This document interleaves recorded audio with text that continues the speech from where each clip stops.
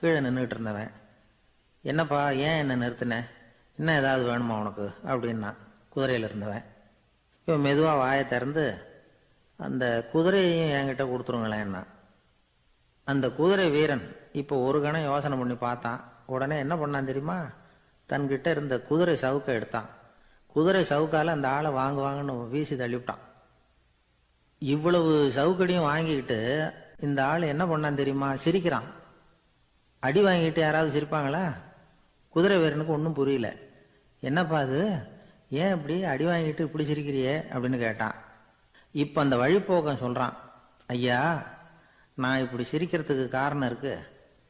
இப்படி குதிரை கேட்டு உங்ககிட்ட அடி வாங்கலைன்னு வச்சுக்கோங்க, என் உயிர் உள்ள வரைக்கும் மனசில் ஒரு தவிப்பு இருந்துக்கிட்டே இருக்கும். செருப்பையும் கொடையையும் கேட்ட உடனே கொடுத்தவன் குதிரையையும் கேட்டிருந்தா கொடுத்துருப்பானோ அப்படிங்கிற பேராசையில் ஏங்கிக்கிட்டே இருந்திருப்பேன். இப்போ உங்ககிட்ட அடி வாங்கின பிறகு என்னுடைய அந்த சந்தேகம் தீர்ந்து போச்சு. என்னுடைய ஆசைக்கு எல்லை எது அப்படிங்கிறத எனக்கு புரிஞ்சுட்டுது அப்படின்னு சொல்லிவிட்டு அவன் நடக்க ஆரம்பிச்சிட்டானான். ஆசைக்கும் எல்லை உண்டு அப்படிங்கிறத விளக்கறதுக்காக வாரியார் சுவாமிகள் சொல்ற கதை இது. இந்த காலத்திலயும் ஒருத்தன் அது மாதிரி கொடை செருப்போட குதிரையில போய்கிட்டு இருந்தான். எதிரில் நடந்து வந்தவன், ஐயா உங்க கொடையை எனக்கு கொடுங்களேன்னு கேட்டான். உடனே அவன் குதிரையிலிருந்து கீழே குதிச்சு அவனை சாட்டையால் அடிக்க ஆரம்பிச்சிட்டான். இன்னொருத்தர் அந்த வழியா வந்தவர் இதை பார்த்தார். ஏன்பா அவன் கேட்டான், உன்னால முடியலன்னா இல்லைன்னு சொல்லிட வேண்டியது தானே, அதுக்காக ஏன் இப்படி அவனை போட்டு அடிக்கிறேன்னு கேட்டார். உங்களுக்கு விவரம் புரியாது சார், காலம் ரொம்ப கெட்டு போச்சு. கேட்டதை கொடுத்தேன்னு வச்சுக்கோங்க, இந்த குதிரையே என்னோடது, அவன் திருடிக்கிட்டு போறான் அப்படின்னு என் பேரில் புகார் கொடுக்க ஆரம்பிச்சிருவான் சார் அப்படின்னா. அது எப்படி அவ்வளவு உறுதியா சொல்றேன்னு கேட்டார் அவரு. ஏற்கனவே அது மாதிரி ஒருத்தன் பேரில் புகார் கொடுத்துட்டு தான் இந்த குதிரையை நான் தள்ளிட்டு வந்துகிட்டு இருக்கிறேன். ஒரு காட்டுல ஒரு முனிவர் இருந்தார். ஒரு நாள் அவரை தேடிட்டு 4 பேர் வந்தாங்க. சுவாமி எங்களுக்கு ரொம்ப நாளா ஒரு சந்தேகம்னாங்க. என்னன்னு கேட்டார். இந்த உலகத்துல எவ்வளவோ காரியங்கள் நடக்குது, எது நியாயம் எது அநியாயம் அப்படின்னு புரிஞ்சுக்க முடியலன்னாங்க. அது யாராலையும் புரிஞ்சுக்க முடியாதுன்னார் முனிவர். வந்தவங்களுக்கு ஆச்சரியமா போச்சு, ஒரு மாதிரியா பார்த்தாங்க. இதை முனிவர் கவனிச்சார். சரி புறப்படுங்க என்னோடன்னார். எங்கன்னு கேட்டாங்க. இப்போ உங்க 4 பேரையும் ஒரு புஷ்பக விமானத்துல அழைச்சிட்டு போறேன். இந்த உலகத்துல சர்வசாதாரணமா நடக்கக்கூடிய ஒரு காட்சியை உங்களுக்கு காட்ட போறேன். நீங்க பார்க்க போற அந்த காட்சி நியாயமா அநியாயமா அப்படிங்கிறத என்கிட்ட சொல்லணும். நீங்க சரியான பதில் சொன்னா புஷ்பக விமானத்துல தொடர்ந்து பிரயாணம் பண்ணலாம். தவறான பதில் சொன்னா இந்த புஷ்பக விமானம் உங்களை கீழே தள்ளி விட்டுரும் அப்படின்னார். 4 பேருக்கும் பயந்தான். இருந்தாலும் முனிவர் கூப்பிடுறாரு அப்படின்னு சொல்லி புறப்பட்டாங்க. அவங்க எல்லாரும் புறப்பட்டு ஒரு காட்டு வழியா போய்கிட்டு இருக்கிறாங்க புஷ்பக விமானத்துல. அங்க நடக்கிற ஒரு காட்சியை காட்டுறார் முனிவர். அதோ அங்க பாருங்கன்னார். அந்த விமானத்துல இருந்தபடியே எல்லாரும் கீழே குனிஞ்சு பாக்குறாங்க. அங்க ஒரு தாய் புலி அப்பதான் குட்டி போட்டிருக்கு. குட்டிகளை ஈன்ற உடனே பசிக்கு இறை தேடி அந்த பக்கமா வருது. அதே நேரம் ஒரு தாய் மான், அதுவும் அப்பதான் குட்டி போட்டிருக்கு. அதுவும் இதே மாதிரி குட்டிகளை ஈன்ற உடனே பசிக்கு இறை தேடி அந்த பக்கமா வருது. இப்ப அந்த புலி அந்த மானை அடிச்சு போட்டுடுது. அதுவும் சாப்பிடுது, குட்டிகளுக்கும் கொடுக்குது. இப்போ அந்த புலிக்குட்டிகள் முகத்துல மகிழ்ச்சி, தாயை இழந்த அந்த மான் குட்டிகள் முகத்துல துக்கம். இப்போ அந்த முனிவர் 4 பேர்கிட்டையும் கேட்கிறார், நீங்க இங்க பாத்தீங்களே, இதுல எது நியாயம் எது அநியாயம், ஒவ்வொருத்தரா சொல்லுங்க. உங்க பதில் சரியில்லைன்னா இந்த விமானம் உங்களை கீழே தள்ளி விட்டுரும், சொல்லுங்க பார்க்கலாம்னார். முதல்ல ஒருத்தன் சொன்னான், அந்த புலி செஞ்சது சரிதாங்க, அது பசிக்கு அதுதான் ஆகாரம், தன்னுடைய பசிக்கு தானே இறை தேடிக்கிட்டுது, அதில் என்ன தப்பு, அவ்வளவுதான், அதனால புலி செஞ்சது நியாயம்தான் அப்படின்னா. அவ்வளவுதான், அந்த விமானம் அவனை அப்படியே கீழே தள்ளி விட்டுட்டுது. அதனால அவன் கொடுத்த பதில் சரியில்லை அப்படிங்கிறது புரிஞ்சு போச்சு. இப்போ 2வது ஆள் சொன்னான், புலி செஞ்சது பாவம், அந்த தாய்மான் என்ன தப்பு பண்ணிச்சு, இப்போ அந்த குட்டிகளுக்கு யார் ஆதரவு, அதனால புலி செஞ்சது அநியாயம் அப்படின்னா. அவ்வளவுதான், அவனையும் கீழே தள்ளி விட்டுடுது அந்த விமானம். இந்த பதிலும் சரியில்லை அப்படின்னு ஆயிட்டுது. இப்போ 3வது ஆள் வந்தான். முதல்ல 2 பேர் கீழே விழுந்ததை பார்த்துக்கிட்டு இருந்தான். அதனால அவன் சொன்னான், ரெண்டுமே நியாயம்தாங்க, புலி இறை தேடினதும் இயற்கை, அதுக்கு மான் இரையானதும் இயற்கை, அதனால் இதில் ஒன்றும் தப்பு இல்லைன்னா அவ்வளவுதான். அவனையும் அந்த விமானம் கீழே பிடிச்சி தள்ளி விட்டுது. இப்போ 4வது ஆள் வந்தான். முனிவர் கேட்டார், நீயாவது சொல்லுப்பா, இந்த செயலில் எது நியாயம்னார். அவன் தெளிவாக பதில் சொன்னான். அதாவது என்ன சொன்னான்னா, எனக்கு தெரியல அப்படின்னா. அவனை விமானம் கீழே தள்ளலை, சௌரியமாக அழைச்சிட்டு போட்டுது. இவனும் பிரயாணம் சௌக்கியமாக பண்ணானான். ஆக இதுதான் சரியான பதிலுங்கிறத முனிவர் உணர்த்தினார். இந்த கதையிலிருந்து நாம் புரிஞ்சுக்க வேண்டியது என்னன்னா, இந்த உலகத்தில் எவ்வளவோ காரியங்கள் நடக்குது. அதெல்லாம் ஏன் அப்படி நடக்குதுங்கிறதுக்கு எப்பேற்பட்ட பண்டிதராலும் பதில் சொல்ல முடியாது. தெரியாததை தெரியாதுன்னு ஒத்துக்கிட்டா வாழ்க்கை பிரயாணம் சுகமாக இருக்கும். அதனால் தேவையில்லாத விஷயங்களை புரிஞ்சுக்கிறதுக்கு நேரத்தை செலவு பண்ணிகிட்டு இருக்கக்கூடாது. வாழ்க்கையை குழப்பிக்க கூடாது. வாழ்க்கைக்கு தேவையானது என்னவோ அதை மட்டும் புரிஞ்சுக்கிட்டா போதும். இந்த காலத்து ஆள் ஒருத்தன் ஒரு பெரியவரை தேடி வந்தான். ஐயா, ஒரு சந்தேகம்னா. என்ன உன்னுடைய சந்தேகம்னார். பகுத்தறிவுன்னா என்ன, விதின்னா என்ன அப்படின்னு கேட்டான். இதுக்கு அவரு, இப்போ உன்னுடைய வலது காலை தூக்குன்னார். தூக்கினான். சரி, இப்போ உன்னுடைய வலது காலை கீழே இறக்காம உன்னுடைய இடது காலையும் தூக்குன்னார். தூக்கினான். பொத்துன்னு கீழே விழுந்துட்டான். பெரியவர் சொன்னார், உன்னால ஒரு காலை தூக்க முடிஞ்சுது, அதுதான் பகுத்தறிவு. 2 கால்களையும் ஒரே சமயத்தில் தூக்குனா அடிபடும், அப்படிங்கிறது தான் விதி அப்படின்னு விளக்கம் கொடுத்தார். இவன் தன்னுடைய விதியை நொந்துக்கிட்டே இடுப்பை பிடிச்சிக்கிட்டு அங்கேருந்து நடந்து போயிட்டானான். ஒரு ஊரில் ஒரு கோயில் இருந்தது. ரொம்ப பழைய கோயில். உள்ளே போகிறதுக்கே பயமாக இருக்கும். எந்த நேரத்தில் இடிஞ்சு விழுந்துருமோ அப்படிங்கிற பயம். அப்படி இருந்ததுனால யாரும் துணிஞ்சு சாமி கும்பிடுறதுக்கு அங்கே போகிறதில்ல. கோயிலுக்கு வர்ற கூட்டம் கொஞ்சம் கொஞ்சமாக குறைய ஆரம்பிச்சுட்டுது. கோயில் நிர்வாகிகள் எல்லாரும் கூடி உட்காந்து பேசினாங்க. என்ன பண்ணலாம்னு யோசனை பண்ணாங்க. எந்த இடம் மோசமாக இருக்கோ அந்த இடத்த பழுது பார்த்தாங்க. அங்கே இங்கே வர்ணத்தை பூசி கொஞ்சம் அழகுபடுத்தி பார்த்தாங்க. ஏதோ இந்த ஊரில் கோயில்னு ஒன்று இருக்குது, அது மக்களுக்கு தெரியணும் அப்படிங்கிறதுக்காகத்தான் இப்படிலாம் பண்ணாங்க. இருந்தாலும் கோவில் இருக்கிற நிலைமை மக்களுக்கு தெரியும். அதனால் அங்கே வர்றது குறைச்சிக்கிட்டாங்க அவங்க. ஒரு கட்டத்தில் யாருமே வர்றதில்லை. நிலைமை அந்த அளவுக்கு ஆயிட்டுது. மறுபடியும் கோவில் நிர்வாகிகள் கூட்டம் நடந்தது. இந்த கூட்டம் கூட கோயிலுக்கு உள்ளே நடக்கலை, இடிஞ்சு விழுந்துருமோங்கிற பயம். அதனால் வெளியில் தான் உட்காந்து கூட்டத்தை நடத்தினாங்க. ஏன்னா உள்ளே போகிறதுக்கு அவங்களுக்கும் துணிச்சல் கிடையாது. எந்த நேரமும் விழுந்துரும் போல் இருந்தது அது. அது வழியாக போகிறவங்க கூட வேகமாக அந்த இடத்த கடந்து போக ஆரம்பிச்சிட்டாங்க. கோவில் நிர்வாகிகள் வெளியில் உட்காந்து கூட்டம் போட்டாங்க இல்லையா, அந்த கூட்டத்தில் 4 தீர்மானங்களை நிறைவேற்றினாங்க. அது என்ன 4 தீர்மானம்னா, முதல் தீர்மானம், இந்த கோவிலை இடிப்பது அப்படிங்கிற முடிவை இந்த கமிட்டி மிகவும் வருத்தத்துடன் ஏற்றுக்கொள்ளுகிறது அப்படின்னு நிறைவேற்றினாங்க. இதுக்கு பதிலாக இன்னொரு கோவிலை உடனடியாக கட்டி முடிச்சுடணுங்கிறது 2வது தீர்மானம். 3வது தீர்மானம் என்ன தெரியுமா? பழைய கோவிலின் கதவுகள், அதிலிருந்து பிரித்து எடுக்கிற செங்கல், இதையே புது கோவில் கட்டுவதற்கு பயன்படுத்தி கொள்ள வேண்டியது. பழைய கோவில் இருந்த மாதிரியே அதே வடிவத்தில் புது கோவிலையும் கட்ட வேண்டியது. பழைய கோவிலின் அஸ்திவாரத்தை அப்படியே வச்சுக்கிட்டு அதுக்கு மேலே நாம் கோயிலை கட்டிக்க வேண்டியது. இதுதான் 3வது தீர்மானம். இதையும் கமிட்டி முழு மனசோட ஏற்றுக்கிட்டது. இது வரைக்கும் சரி. இப்போ அந்த கமிட்டி 4வதா ஒரு முக்கியமான தீர்மானத்தை கொண்டுகிட்டு வந்து அதையும் ஏகமனதாக நிறைவேற்றி விட்டது. அது என்ன தீர்மானம்னா, புதிய கோவில் கட்டி முடிக்கிற வரைக்கும் பழைய கோவிலை இடிக்கிறதில்லை அப்படிங்கிற தீர்மானம். எப்படி இருக்குது பாருங்க இது. பழசை இடிக்காத வரையில் அதே இடத்துல புதுசாக எப்படி கட்ட முடியும்? பல விஷயங்களில் நாம் நடந்துக்கிற முறையும் இப்படி தான் இருக்குதான். வாழ்க்கையில் முன்னேறணும்னு ஆசைப்படுவோம்.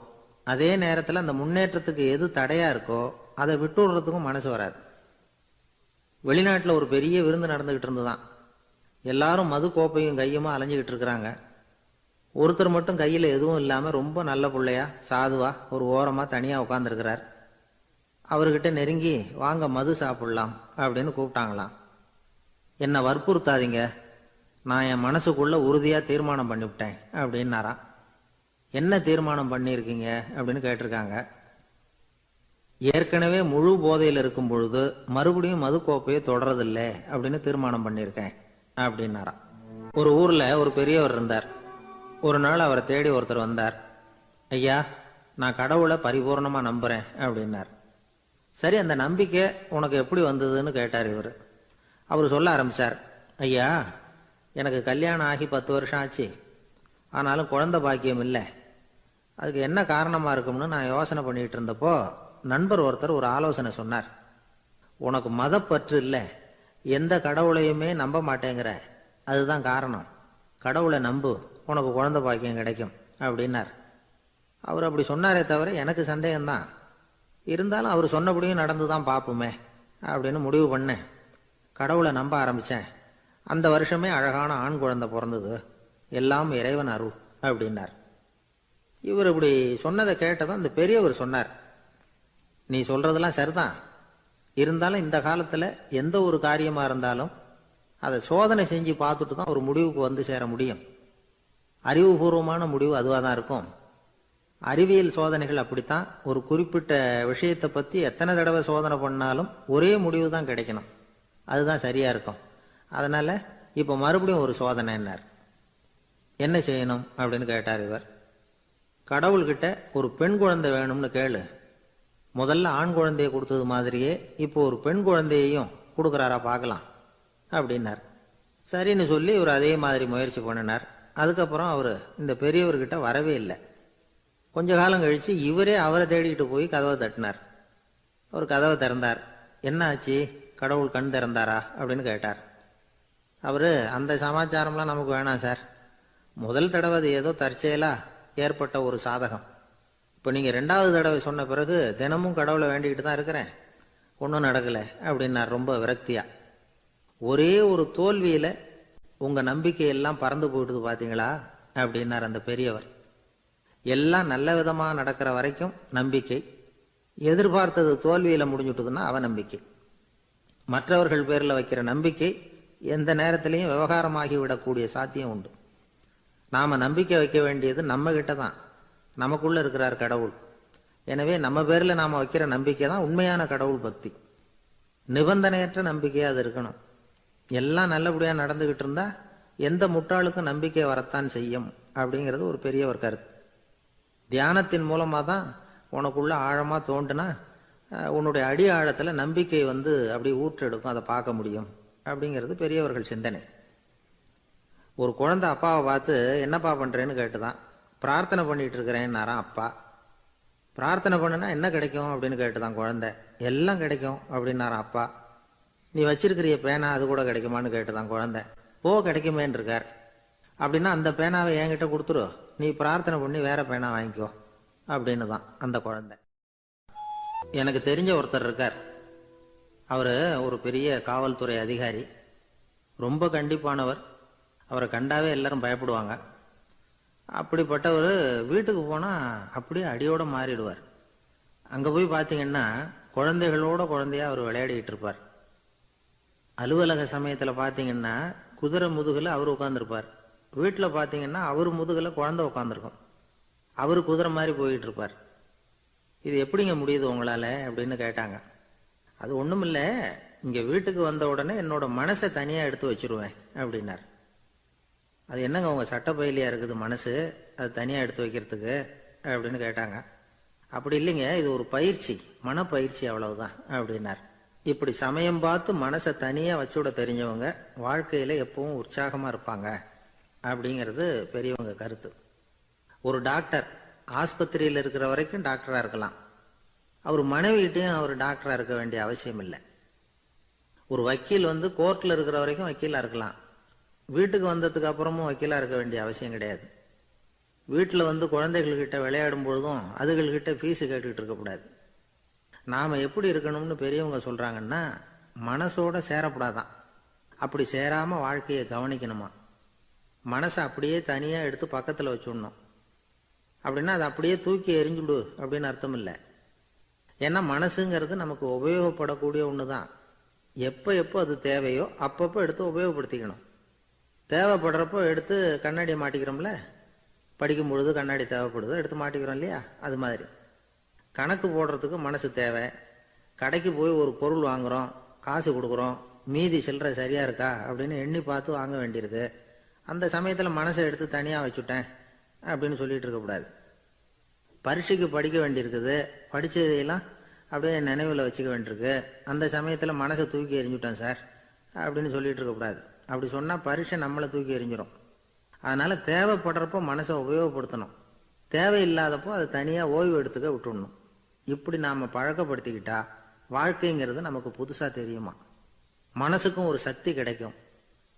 எந்திரங்களுக்கு ஓய்வு கொடுக்குற மாதிரி மனசுக்கும் ஓய்வு கொடுக்கணும், இல்லைன்னா அது களைச்சி போயிடும். குழந்தைகள் மனசை சுமந்துக்கிட்டு இருக்கிறது இல்லை. இது முதியவர்கள் குழந்தைகள்கிட்ட இருந்து கற்றுக்க வேண்டிய ஒரு பாடம். ஆனாலும் இந்த கால குழந்தைகள்கிட்ட ரொம்ப எச்சரிக்கையாக இருக்க வேண்டியிருக்கு. ஒரு தாத்தாவும் பேரனும் விளையாடிக்கிட்டு இருக்கிறாங்க. தாத்தா, எனக்கு சைக்கிள் ஓட்ட கற்றுக் கொடு அப்படிங்கிறான் பேரன். சைக்கிள் உயரம் கூட இல்லை, அதுக்குள்ளே சைக்கிள் ஓட்டணுமா அப்படின்னார் தாத்தா.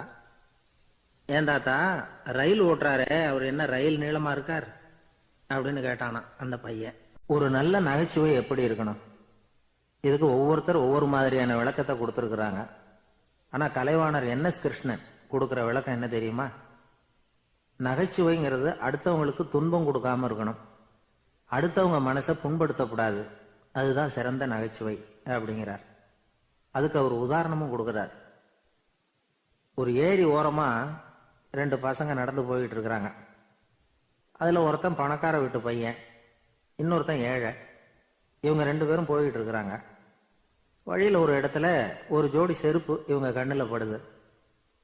ஒரு விவசாயி அந்த செருப்பை அங்கே விட்டுட்டு பக்கத்தில் இருந்த ஏரியில கை காலை கழுவிட்டு இருக்கிறார். உடனே அந்த பணக்கார பையனுக்கு ஒரு ஐடியா. அவன் சொன்னானா, டேய், இப்போ ஒரு வேடிக்கை செய்யலாம். அந்த செருப்பு 2ஐயும் தூக்கி எட்டத்தில் வீசி எரிஞ்சிருவோம். அந்த ஆள் பார்த்துட்டு செருப்பை தேடி அல்லாடுவான், அங்கேயும் இங்கேயும் ஓடுவான், திரு திருன்னு முழிப்பான். அதை பார்த்து நாம் ரசிக்கலாம், நல்ல தமாஷா இருக்கும் அப்படின்னு இருக்கான். இப்படி சொல்லிவிட்டு அந்த செருப்புகளை தூக்கத்துக்கு போனானா. கொஞ்சம் பொறு அப்படின்னானா அந்த ஏழை பையன். ஏன்னு கேட்டிருக்கான் அவன். இப்போ அந்த ஏழை பையன் சொன்னானா, நீ சொல்றது ஒன்றும் வேடிக்கை கிடையாது. உன்னோட செருப்பு தொலைஞ்சா உன் அப்பா உடனே உனக்கு வேற செருப்பு வாங்கி கொடுத்துருவார். ஆனால் அந்த ஆளுக்கு இந்த செருப்பு தொலைஞ்சதுன்னா வேற புதுசாக வாங்கறதுக்கு வாயையும் வயத்தையும் கட்டி பணத்தை சேர்க்க வேண்டியிருக்கும். அதனால நான் ஒரு வேடிக்கை சொல்கிறேன், அது மாதிரி செய், அது இன்னமும் தமாஷா இருக்கும் அப்படின்னு நானா. எப்படி அது சொல்லுன்னு இருக்கான் அவன். செருப்பு 2ம் அது இருக்கிற இடத்துலயே இருக்கட்டும். உன் சட்டை பையிலிருந்து ஒரே ஒரு ரூபாய் நாணயத்தை எடு, அதை அந்த செருப்பு மேலே அதோட குதிகால் பகுதியில் வச்சுட்டு நாம் 2 பேரும் அந்த மரத்துக்கு பின்னாடி ஓடி போய் மறைஞ்சு நின்றுக்குவோம். அப்புறம் பாரு வேடிக்கை அப்படின்னா. அதே மாதிரி ரூபா காசு செருப்பு மேலே வச்சுட்டு இவங்க 2 பேரும் மறைஞ்சு நின்றுக்கிட்டாங்க. கொஞ்ச நேரத்தில் அந்த விவசாயி வந்தார். காலில் உள்ள மண்ணை தட்டிவிட்டு செருப்பை மாட்டுறதுக்காக போனார். அங்கிருந்த காசு கண்ணில் போட்டுட்டுது. அவருக்கு ஆச்சரியமா போச்சு. அதை கையில் எடுத்து பார்க்குறார். 4 பக்கமும் திரும்பி திரும்பி பார்க்குறார், யார் இதை வச்சிருப்பான்னு. கடைசியில் ஆகாயத்தை பார்க்குறார். ஆண்டவா, இது உன்னோட கருணை தான். நீ தான் யாரோ புண்ணியவான் மனசில் தர்மம் பண்ணுற எண்ணத்தை உண்டாக்கி இருக்கிற. அந்த புண்ணியவான் நல்லா இருக்கணும் அப்படின்னு வாழ்த்தி அந்த காசை கண்ணில் ஒத்திக்கிட்டாராம். மறைஞ்சிருந்து பார்த்துக்கிட்டு இருந்த ஏழை பையன் இப்படி சொன்னான், பாத்தியா, உன்னை புண்ணியவான்னு வாழ்த்திவிட்டு போறார் அந்த ஆள். அவருக்கும் சந்தோஷம், அதை பார்த்து நமக்கும் சந்தோஷம். உனக்கு ரூபாங்கிறது ஒரு பெரிய விஷயம் இல்லை, ஆனால் அதனால நமக்கு கிடைச்சிருக்கிற மகிழ்ச்சி ரொம்ப உயர்வானது அப்படின்னு நானா. வேடிக்கையும் கிண்டலும் இது மாதிரி அடுத்தவங்களுக்கு இடைஞ்சலா இல்லாமல் இருக்கணும் அப்படிங்கிறார் கலைவாணர். ஆனால் பாருங்க, அவருக்கே இடைஞ்சலா வர்ற விஷயங்களை கூட அவர் வேடிக்கையாக தான் எடுத்துக்கிட்டாராம். ஒரு தடவை ஒருத்தர் கலைவாணர்கிட்ட ஐயா, என் குழந்தை செத்து போச்சு அப்படின்னு சொல்லி அழுதாராம். உடனே இவர் அவருக்கு 100 ரூபா பணத்தை கொடுத்து, இந்தாங்க அடக்கம் செய்யுங்க அப்படின்னு சொல்லி அனுப்பி வச்சாராம். 1 வருஷம் கழிச்சு மறுபடியும் அதே ஆள் வந்திருக்கார். இவர் மறந்துருப்பாருங்கிற நினைப்புல, அண்ணே என் குழந்தை இறந்து போச்சுண்ணே அப்படின்னாராம். இவர் மறுபடியும் 100 ரூபாய் கொடுத்து ஆறுதல் சொல்லி அனுப்பி வச்சாராம். 7-8 மாசம் கழிச்சு மறுபடியும் அதே ஆள் வந்திருக்கார். அவர் வாயை திறக்கிறதுக்கு முன்னாடியே இவர் 100 ரூபாய் அவர் கையில வச்சு, போன 2 தடவை தான் குழந்தை செத்து போச்சு, இந்த தடவையாவது அதை சாகாம காப்பாத்தி விடு அப்படின்னு சொல்லி அனுப்பி வச்சாராம். அதுக்கப்புறம் அந்த ஆள் வர்றதே இல்லையா. ஒரு ஊர்ல ஒரு ஆள் இருந்தான், தையல் கடை வச்சிருந்தான். அவங்ககிட்ட ஒருத்தன் ஒரு சட்டை துணி எடுத்து கொடுத்து தைக்க சொல்லியிருந்தான். வர்ற சனிக்கிழமை வா, வாங்கிட்டு போ அப்படின்னு அவன் சொல்லியிருந்தான். அதே மாதிரி அவன் வந்தான். அவன் தச்சு வச்சிருந்த சட்டையை கொடுத்தான். இவன் வாங்கி அங்கேயே போட்டு பார்த்தான். கை நீளம் ஒன்றுக்கு ஒன்று வித்தியாசமா இருந்தது. வலது கை இடது பக்கத்தை விட நீளம் குறைச்சலா இருந்தது. இவன் முணுமுணுக்க ஆரம்பிச்சிட்டான். என்ன இது இப்படி தச்சுப்பிட்டியே அப்படின்னு. இதுக்கு அவன் சொன்னான், ஐயய்யா இதுக்காகவா சங்கடப்படுறீங்க, வலது கையை மட்டும் கொஞ்சம் உள்ள இழுத்தாப்புல வச்சுக்கிட்டீங்கன்னா சரியா போடும். மற்றபடி அந்த சட்டையில் உள்ள கலை அம்சத்தை கவனிங்க, எவ்வளவு அற்புதமாக தைச்சிருக்கேன் பாருங்க. ஒரு சின்ன குறைய பொருட்படுத்தாதீங்க. நான் சொன்னது மாதிரி கையை கொஞ்சம் உள்ள இழுத்து வச்சுக்கிட்டு நீங்கள் பாட்டுக்கு நடந்து போங்க, ஜோராக இருக்கும் அப்படின்னா. அவனும் யோசனை பண்ணி பார்த்தான். சரியான யோசனையாக தான் தோணுச்சு.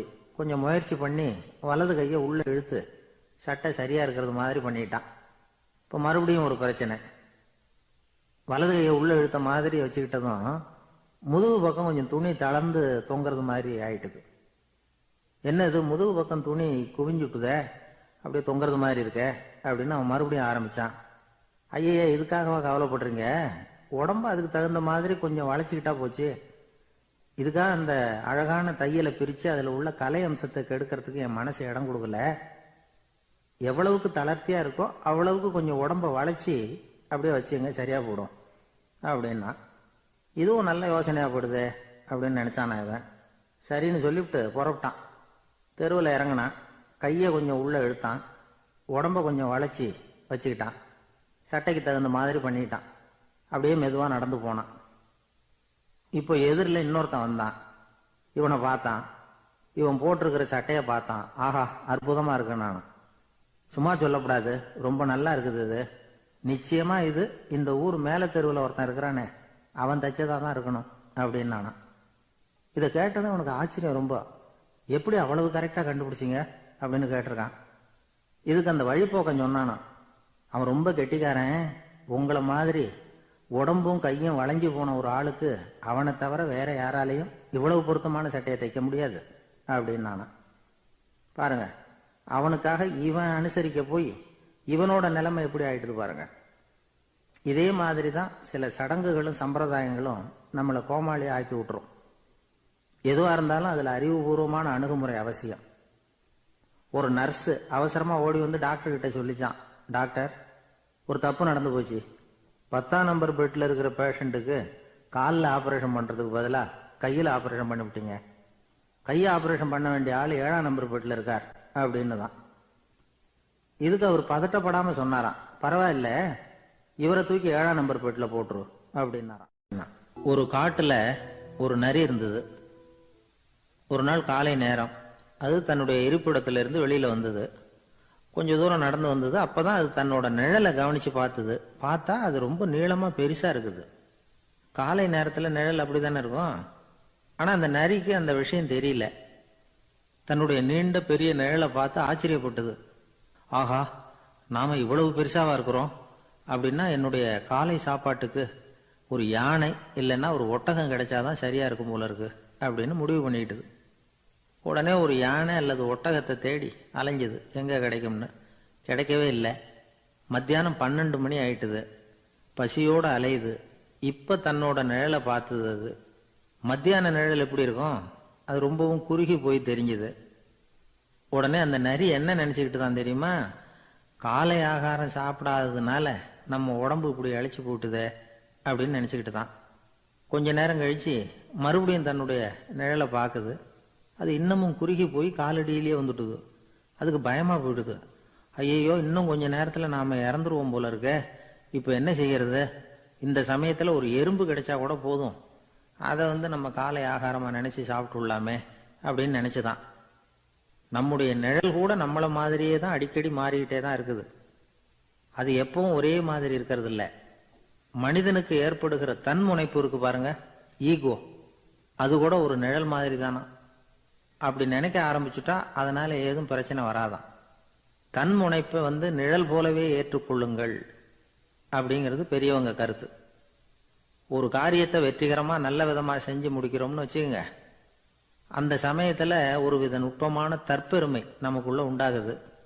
இது இயற்கையானது, அதனால இது மேல பற்று வைக்கக்கூடாது. அப்படி வைக்க ஆரம்பிச்சுட்டா அந்த தற்பெருமை ஒரு நிரந்தர விருந்தாளியா நம்ம கிட்ட தங்கிக்கும். நம்ம நிழல் எப்படின்னு பாருங்க, நாம நடக்கும் பொழுது நம்ம பின்னாடியே வரும். தன்முனைப்பையும் அப்படியே நினைச்சுக்குங்க. நிழல் யாருக்கும் எந்த பிரச்சனையையும் உண்டாக்குறது இல்லை. ஆனா அந்த நிழலை கண்டே நாம பயப்பட ஆரம்பிச்சுட்டா நாம எதுலையும் வெற்றி காண முடியாது. நிழலோட சண்டை போடக்கூடாது. அது மாதிரி தன்முனைப்போடவும் நாம சண்டை போட வேண்டியதில்லை. இல்லாத ஒன்றோடு சண்டை போடுறது எப்படின்னா, அது இருட்டோட சண்டை போடுறது மாதிரி. நாம நிழல் கிடையாது. நம்ம கிட்ட இருக்கிற தன்முனைப்பு ஒரு நிழல். நம்ம நிழலையும் நமக்கு சமமா பாக்குறோம் பாருங்க, அங்கதான் சிக்கலே ஆரம்பம். இப்போ நாம நடந்து போய்கிட்டு இருக்கிறோம். நம்ம நிழல் தரையில விழுது. யாரோ ஒருத்தர் நம்ம நிழல் மேல காலை வச்சு நடந்து போறார். உடனே அவர்கிட்ட சண்டைக்கா போறோம், ஏண்டா என் நிழலை மிதிச்ச அப்படின்னு. நமக்கு தெரியும் அது நிழல் தாங்கிறது. அவர் உங்க மேல நடக்கல, உங்களுடைய நிழல் மேலதான் நடக்கிறார். அது மாதிரி உங்க தன்முனைப்பின் மேல யாராவது நடந்தா உங்களை அவமானப்படுத்துறதா நினைக்கிறீங்க. காரணம், நாமளும் நம்ம தன்முனைப்பும் ஒண்ணுங்கிற நினைப்பு தான் காரணம். மற்றபடி வேற ஒண்ணும் கிடையாது. நம்ம நிழல் மேல நடக்கிறவர் நம்மளை காயப்படுத்துறது இல்லை. தன்முனைப்பை வேண்டாத ஒன்னாவும் பார்க்க வேண்டியதில்லை. அது இயற்கை. நிழலை உங்க முன்னாடி வைக்க வேணாம், அது உங்க பின்னாடியே இருக்கட்டும். நிழலின் நிழலாகி விடாதீர்கள், நீங்கள் நீங்களாகவே இருங்கள். இதுதான் சான்றோர் சிந்தனை. ஒரு பேருந்துல ஒரே நெரிசல். ஒருத்தர் பக்கத்துல நின்றுகிட்டு இருந்தவர்கிட்ட ரொம்ப பணிவா விசாரிச்சார், ஏன் சார் நீங்க ஏதாவது பெரிய உத்தியோகத்துல இருக்கிறீங்களா அப்படின்னார். அப்படிலாம் ஒண்ணும் இல்லைங்கன்னார் அவரு. அப்படின்னா வேற ஏதாவது அரசியல்ல பெரிய பதவியில் இருக்கிறீங்களா அப்படின்னு கேட்டார். அதுவும் இல்லைங்கன்னார். சரி, பணமாவது அதிகமா வச்சிருக்கீங்களா அப்படின்னு கேட்டார். அப்படிலாம் ஒன்றும் கிடையாது சார்னார் அவரு. அப்புறம் எதுக்குடா என் காலை மிதிச்சுக்கிட்டு இருக்கிற, எடுறா காலை அப்படின்னாராம் இவர். ஒரு ரயில் வேகமா போயிட்டு இருக்கு. அது ஒரு ரயில்வே ஸ்டேஷன்ல கொஞ்ச நேரம் நின்னுது. அப்போ அதுல ஒரு ஆள் ஏறினார். தலையில ஒரு மூட்டையை வச்சிருந்தார். மூட்டையை தலையில சுமந்துக்கிட்டே உள்ள வந்தாரு. மூட்டையை தலையில சுமந்துக்கிட்டே ஒரு இடத்துல உட்கார்ந்தார். ரயில் மறுபடியும் புறப்பட்டது. இவர் தன் தலையில இருந்த மூட்டையை கீழே இறக்கி வைக்கணும்ல, வைக்கல, சுமந்துக்கிட்டே வர்றார். எதிரில் உட்கார்ந்துருந்தவர் கேட்டார், ஏங்க ஏன் இப்படியே உட்கார்ந்துருக்கிறீங்க தலையில மூட்டையை வச்சுக்கிட்டு, மூட்டையை கீழே இறக்கி வைக்கலாமே அப்படின்னார். வேணாங்க, பாவம், தலையில இருக்கிற மூட்டையை இறக்கி ரயில்ல வச்சா ரயிலுக்கு பாரம் அதிகமா இருக்கும் அப்படின்னார் அவரு. இப்படி ஒரு ஆளை பார்த்தா நமக்கு சிரிப்பு தான் வரும். ஏன்னா ரயில்ங்கிறது அந்த மூட்டையையும் சேர்த்து சுமந்துக்கிட்டு தான் போகுது. அவன் அந்த மூட்டையை தலையில வச்சிருந்தாலும் ஒண்ணுதான், தரையில வச்சிருந்தாலும் ஒண்ணுதான். அதனால ரயிலுக்கு எந்த மாற்றமும் ஏற்பட போறதில்லை. அதே மாதிரி தான் நம்ம மனமும். இதுவும் ஒரு தேவையில்லாத சுமை, அனாவசியமா சுமந்துக்கிட்டு இருக்கிறோம். இத கீழே இறக்கி வச்சுட்டா வாழ்க்கை பிரயாணம் சுகமா இருக்கும். ரயில் பிரயாணம் பண்ற அந்த ஆள் மூட்டையை சுமக்கிறான், வாழ்க்கை பிரயாணம் பண்ற நாம மனசை சுமக்கிறோம். இது ரெண்டுக்கும் எந்த வித்தியாசமும் இல்லை. மனசை கீழே இறக்கி வச்சுட்டா பாரம் இல்லாமல் வாழலாம், பறவைகள் மாதிரி பறக்கலாம், குழந்தைகள் மாதிரி கள்ளங்கபடம் இல்லாம வாழலாம். இந்த வெளி உலகத்துல நாம நிலை பெற்று இருக்கணும், வேரூன்றி இருக்கணும். அதே சமயம் நம்முடைய உள்வெளியில ஆன்மீக வாழ்க்கையில பாரம் இல்லாம இருக்கணும். அப்போ பறக்கணும், நதியை போல ஓடணும், மிதக்கணும். பயணம் சுகமா இருக்கும், களைப்பு தெரியாது, கவலை தெரியாது. ஒரு சீடன் போதி தர்மரை நாடி வந்தான். குருவே, நீங்கள் என்ன வெறுமையாக இருக்க சொன்னீங்க, நான் இப்ப மறுபடியும் வெறுமையானவன் ஆகிட்டேன், அதனால இப்ப என்ன செய்ய சொல்றீங்க என்ன அப்படின்னு சொல்லி நின்னான். உடனே அந்த குரு பக்கத்துல இருந்த ஒரு குச்சியை எடுத்து அவன் தலையில அடிச்சு, போய் அந்த வெற்றுத்தன்மையையும் வீசி எறிந்து விட்டு வா அப்படின்னார்.